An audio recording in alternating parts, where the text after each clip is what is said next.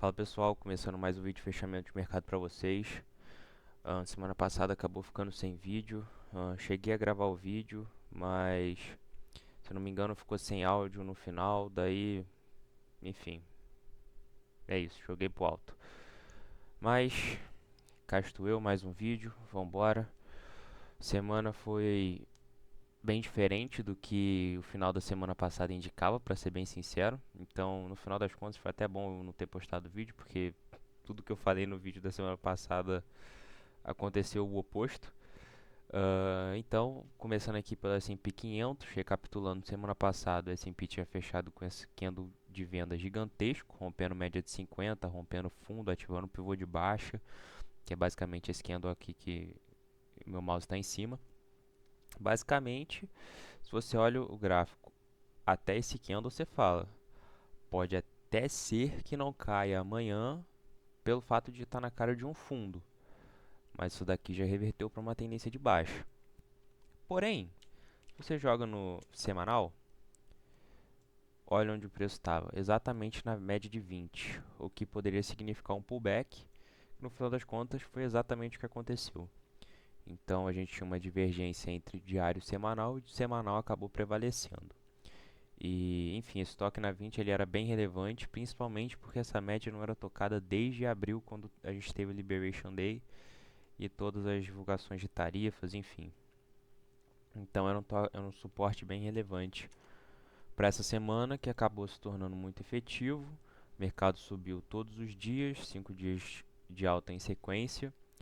Eu vi um estudo dizendo que todas as vezes que aconteceu isso, de a gente ter os 5 dias da semana de ação de graças subindo, na segunda-feira da próxima semana o S&P 500 caía. Enfim, se eu encontrar eu deixo o link na descrição. Mas independentemente disso, são 5 dias seguidos de alta. Da mesma forma que quanto mais a gente cai, mais próximo a gente está de uma correção. Quanto mais a gente sobe, mais próximo a gente está de uma correção. Então, olhando pelo semanal, isso daqui é claramente um gatilho de compra. O que eu espero para a semana que vem é um rompimento do topo histórico. Mas isso não significa que dentro da semana, em algum dia, o S&P 500 pode sim fazer um candle negativo e corrigir um pouquinho, ou então, enfim, fazer uma correção lateral, que seria uma correção no tempo, e depois dar continuidade para essa alta pelo semanal e fechar mais um candle de alta no semanal. Seria completamente plausível isso. É mais ou menos isso que eu esperaria para a semana que vem. Apesar de eu ter traçado esse alargamento aqui que, enfim, eu nem vou considerar como válido porque está bem feio na verdade. Nasdaq seguindo basicamente a mesma coisa, a gente percebe uma força relativa maior do S&P 500 em relação à Nasdaq. Dá para ver que o S&P 500 está mais próximo da máxima histórica do que Nasdaq, o que significa basicamente que esse movimento de alta do S&P ele aconteceu de uma forma mais diversificada. Eu vi também alguns dados justamente disso, que eu não lembro o nome em português, mas basicamente que o movimento do mercado americano nas últimas semanas ele estava menos concentrado. Basicamente a gente percebe isso comparando o S&P 500 com o Nasdaq. Nasdaq tem uma super concentração de tecnologia, está para trás, falta ainda 3% para chegar na máxima histórica, enquanto o S&P 500 falta 1% para chegar na máxima histórica, ou seja, essa alta ela foi mais distribuída, menos empresas de tecnologia puxaram esse movimento.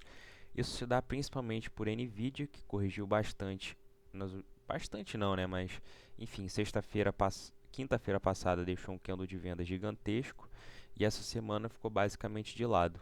Então, e é uma empresa que tem um peso muito grande no S&P 500 e em Nasdaq. Se eu não me engano, acho que mais tem peso Nvidia, Amazon, que como vocês podem ver, corrigiu essa semana. Broadcom, que é EVGO, subiu bastante essa semana. Apple, por incrível que pareça, Facebook, eu acho que está abaixo das top 5 mais pesadas. Mas como vocês podem ver, dessas ações que tem bastante peso dentro do S&P 500, elas subiram, mas subiram menos. Se a gente olha aqui o heatmap das ações, a gente percebe que os setores que não tem as Mag 7, por exemplo, estão majoritariamente verdes aqui, o que significa que são ações subindo, né? Então, foi uma alta mais diversificada, o que é bom e sustenta o movimento de alta, né? Não deixa uma tendência de alta tão frágil quanto parecia ser algumas semanas atrás. Inclusive, acabei de perceber aqui, RSP e S&P 500 subindo exatamente o mesmo percentual, 0,54. Se a gente for ver, o RSP já está na máxima histórica, o que significa, o que prova exatamente isso que eu estou falando. Foi um movimento mais distribuído e menos concentrado, o que é bom. Os títulos caíram bastante essa semana, o mercado voltou a precificar um corte na reunião de dezembro, o que pode também ser um dos drivers para essa alta do mercado, da bolsa, né, dos índices. Então, o título de 2 anos voltou a visitar as mínimas que já tem servido de suporte há bastante tempo. Se o mercado perder isso aqui, pode ser que a gente veja esses rendimentos do juros de 2 anos despencando bastante, porque se a gente for ver, é um suporte que já vem segurando desde 23. Macroeconomicamente, isso daqui eu diria que é até meio preocupante, mas graficamente seria um rompimento muito interessante e aparentemente o mercado está querendo se direcionar a isso. Não sei de qual catalisador a gente precisa para que esse rompimento aconteça, mas até o momento me parece um rompimento provável. O mercado está ganhando angulação, enfim. E significa também esperar mais cortes na taxa de juros dos Estados Unidos para o ano que vem. Juro de 10 anos, basicamente a mesma coisa, caiu a semana, hoje chegou na região de fundo, defendeu um pouco, mas ainda não está visitando uma região de suporte tão relevante como o de 2 anos, que seria essa LTA pintada em laranja. Aqui ainda falta um pouco para chegar lá. EWZ, destaque aí para a Bolsa Brasileira, que está simplesmente atropelando tudo e todos esse ano. Mais uma semana de alta, subindo aí quase 5% em dólar, rompendo máxima do ano também. E, enfim, isso daqui é um movimento bem interessante. Eu fiz um vídeo falando sobre commodities e, na minha opinião, a bolsa brasileira se valorizando tanto assim pode significar de fato que a gente vai ver um ciclo de commodities forte nos próximos anos. Um gráfico parecido com ela ao DBC. Obviamente eu não estou falando que os dois andam juntos, tá? Só estou falando que são gráficos parecidos. DBC basicamente é um ETF que acompanha contratos futuros de muitas commodities, se eu não me engano são 28, tem metais, commodities agrícolas, petróleo, enfim, muita coisa. E essa semana fez um candle de alta gigantesco também, já tinha tentado romper umas 2 semanas atrás, mas não conseguiu. Fez o terceiro toque nessa LTA e agora está vindo forte aí para provavelmente fazer esse rompimento na semana que vem, que pode indicar o comecinho do ciclo de commodity. DXY essa semana tocou média de 50, com resistência nos 100 pontos. O mercado já vinha segurando há bastante tempo, está dentro dessa lateralidade. Já rejeitou o topo, hoje está perdendo a média de 20. É provável que a gente veja um DXY voltando a cair um pouquinho mais, tanto graficamente falando, quanto pela precificação de um corte na taxa de juros. Isso enfraquece o dólar. Então, enfim, está tudo no preço. O mercado já tinha precificado, já estava nessa lateralidade, o que indicava que quando chegasse nesses 100 pontos o mercado podia voltar a cair. Exatamente o que está acontecendo. Prata, o grande destaque da semana, rompeu o topo histórico finalmente, depois de passar aí praticamente um mês numa correção, rompeu o topo histórico. Eu havia falado que se rompesse a mínima do mês passado seria um ponto de atenção para uma correção maior. Ficou longe de visitar a mínima do mês passado, pelo contrário, fez um candle de compra gigantesco, rompendo aquela resistência que eu já havia comentado também diversas vezes, com muita convicção. Isso daqui para mim só significa uma coisa: vem mais alta da prata pela frente. Óbvio que pode corrigir pelo semanal, pode corrigir pelo diário, mas a tendência de alta da prata é claríssima, o rompimento do topo histórico é claríssimo. Hoje, inclusive, a CME interrompeu as negociações dos contratos futuros quando a prata estava rompendo esse topo. Coincidência? Não sabemos, mas que fica uma incógnita, fica, porque qualquer um que tenha posição vendida em prata tem um problema nas mãos agora. Mas enfim, posso estar otimista demais com a prata. Já venho falando da prata diverso, acho que desde o primeiro vídeo eu falo de prata. E enfim, a minha visão é essa. O meu alvo para prata, enfim, eu tenho um alvo marcado nos $100, que para ser honesto eu não lembro da onde ele é, não lembro se é algum alvo de Fibo que eu, enfim, marquei aqui pelo gráfico, mas o meu alvo para prata, ele é basicamente, ele está definido basicamente por esse Gold Silver Ratio, que é basicamente o ouro dividido pela prata, que mostra o quão valorizado a prata está em relação ao ouro. E o ouro, como todo mundo sabe, fez um movimento de alta ridiculamente forte esse ano, está no movimento de alta desde o ano passado, na verdade. E os metais tendem a acompanhar o ouro. Na verdade, em qualquer ciclo de commodity, o ouro tende a antecipar o ciclo. Então, enfim, a prata começou a subir, paládio, platina também estão subindo, cobre hoje estava para fazer um rompimento também, cobre também subiu hoje, mas enfim, a prata tende a seguir. E daí aqui a gente tem a seguir, o meu raciocínio ele é o seguinte: o primeiro topo histórico da prata, que foi quando ela bateu $54 a primeira vez, foi aqui em 1980. E esse spread estava em 14 pontos.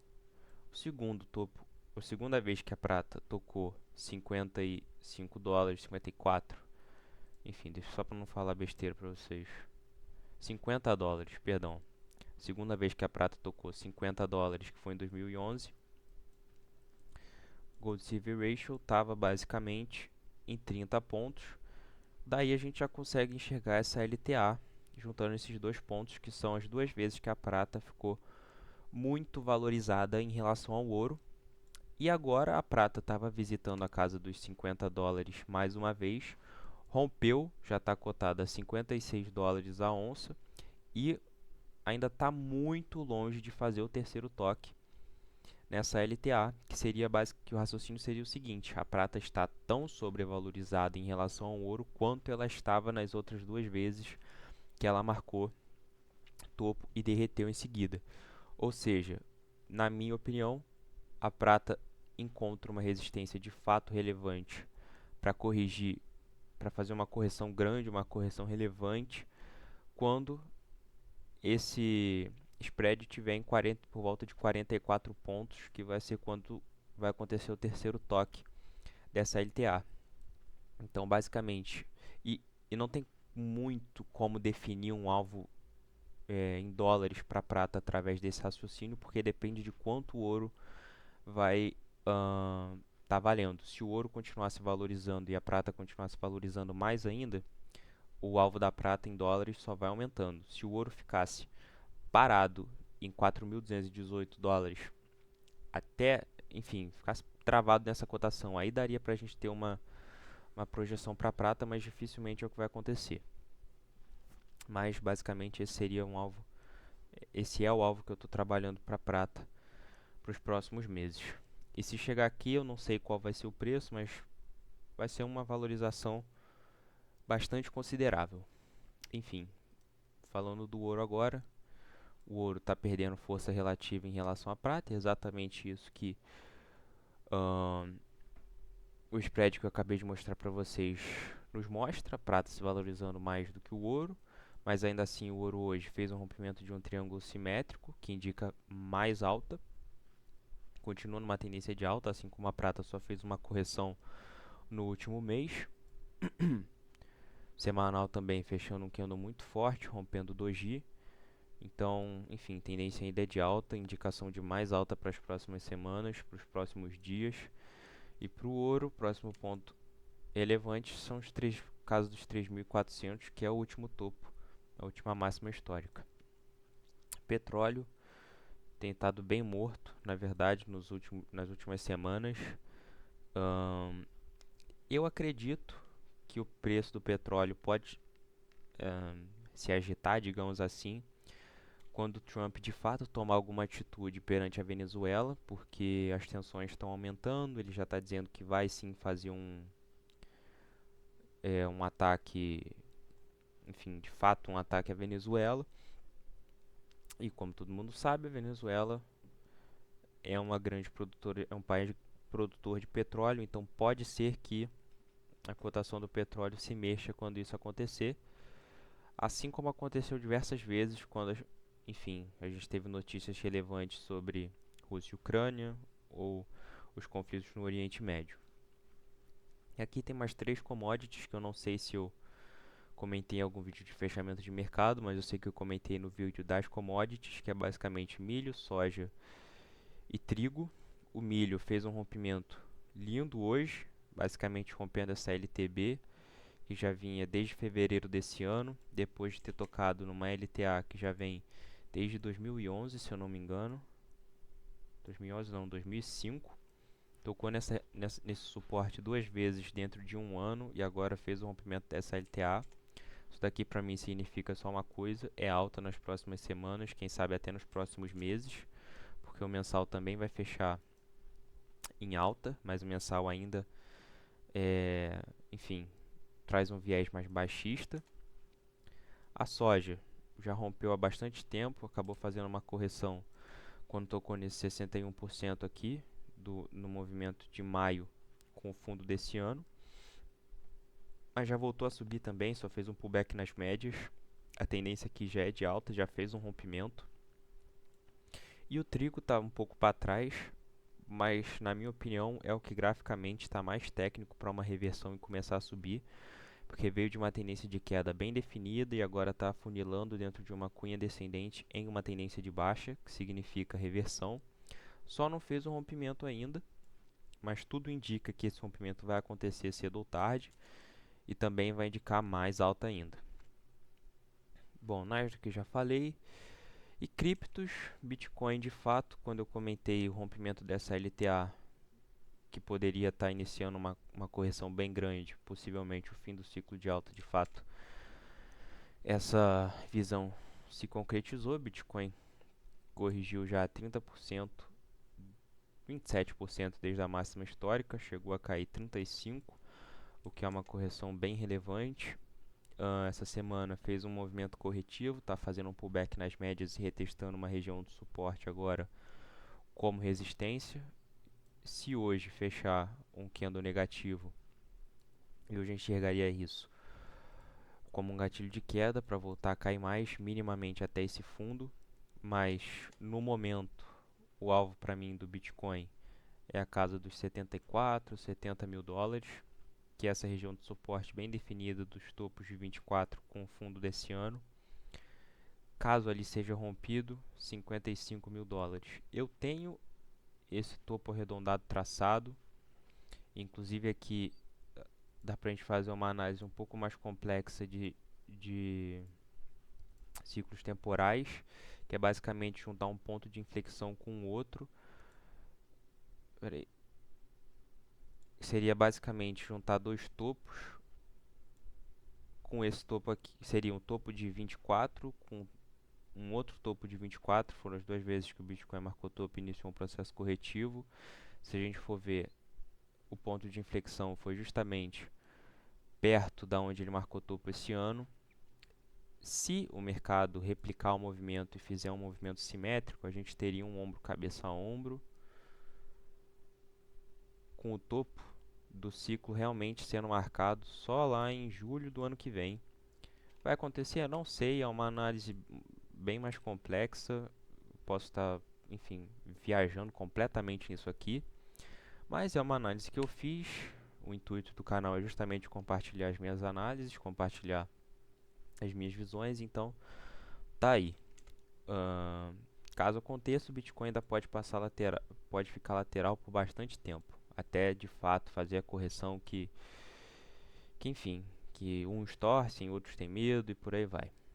Mas no momento, segue em correção, tendência de queda no diário, tendência de queda no semanal também.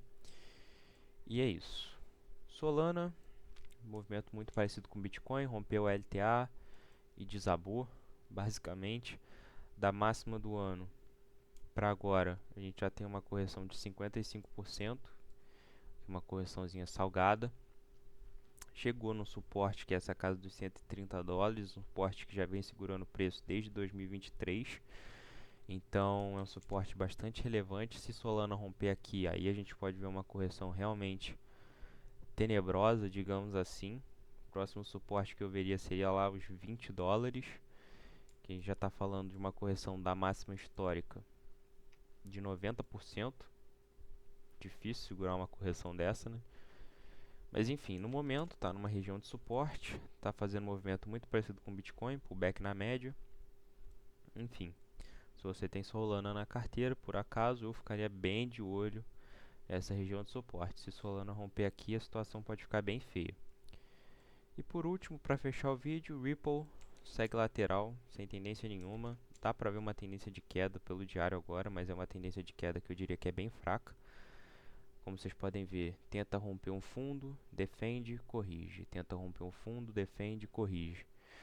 Então, e tá também numa região de suporte. Então, por incrível que pareça, Ripple das três que eu falei aqui é a que está fazendo um movimento de queda, mas um movimento de queda mais fraco dentre as três. Bom, esse foi o vídeo, espero que vocês tenham gostado. Se você discorda de alguma análise, deixa aí o comentário. Eu vi que no último vídeo que eu postei de fechamento de mercado, teve um comentário falando sobre o meu microfone tá baixo. Tentei falar um pouco mais alto, deixar o microfone um pouco mais perto dessa vez. Se a mesma pessoa que comentou estiver vendo esse vídeo de novo, deixa aí se você acha que o áudio melhorou. Eu tenho consciência que meu microfone é ruim, então, enfim, é uma melhora para fazer para os próximos meses aí no canal. Obrigado por deixar o comentário. E é isso. Obrigado por estarem comigo aqui mais um vídeo. Até semana que vem. Valeu!